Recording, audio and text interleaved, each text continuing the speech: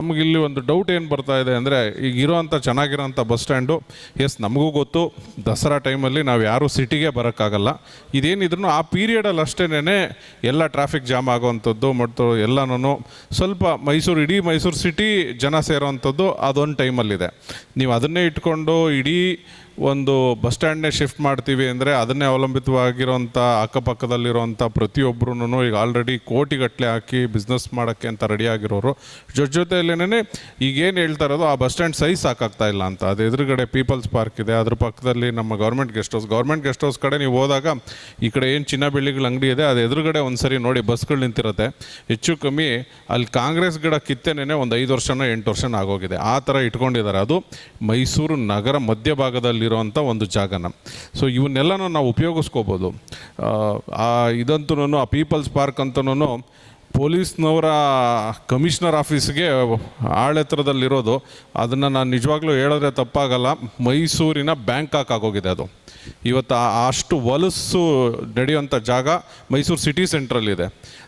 But ನಾವು ಅದನ್ನು ಯಾವುದನ್ನು ಉಪಯೋಗಿಸ್ಕೋತಾ ಇಲ್ಲ. ಅದು ಆ ಥರ ಇರೋವಂಥ ಜಾಗಗಳನ್ನ ಇಟ್ಕೊಂಡು ನಾವು ಇವತ್ತು ಇರೋವಂಥ ಅಷ್ಟು ಚೆನ್ನಾಗಿ ಕಟ್ಟಡಕ್ಕೆ ಬಂಡವಾಳ ಹಾಕಿ ಮಾಡಿ ಎಲ್ಲ ಒಡೆದು ಮಾಡಿ ಮೈಸೂರು ಸಿಟಿ ಬಸ್ ಸ್ಟ್ಯಾಂಡ್ನ ಕಟ್ಟಿದ್ದು. ಈಗ ಆಟೋಮೆಟಿಕ್ಕಾಗಿ ನಾವು ಬಸ್ ಸ್ಟ್ಯಾಂಡ್ನ ಬೇರೆ ಕಡೆಗೆ ಶಿಫ್ಟ್ ಮಾಡಬೇಕು.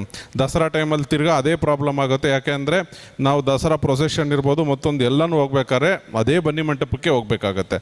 ತಿರ್ಗಾ ತೊಗೊಂಬಂದು ಅದ್ರ ಪಕ್ಕದಲ್ಲೇ ಹಾಕ್ಕೊಂಡ್ರೆ ಈ ಪ್ರಾಬ್ಲಮ್ ಇವತ್ತೇನು ಇಲ್ಲಿ ಫೇಸ್ ಮಾಡ್ತಾ ಇದ್ದೀವಿ ಅದು ಅಲ್ಲೂ ಫೇಸ್ ಆಗುತ್ತೆ. ಅದ್ರ ಜೊತೆಯಲ್ಲಿ ಯಾರೇ ಪ್ರವಾಸಿಗರು ಬಂದ್ರೂ ಮೇಯ್ನಾಗಿ ಸೇಫ್ಟಿ ಇರುವಂಥದ್ದು.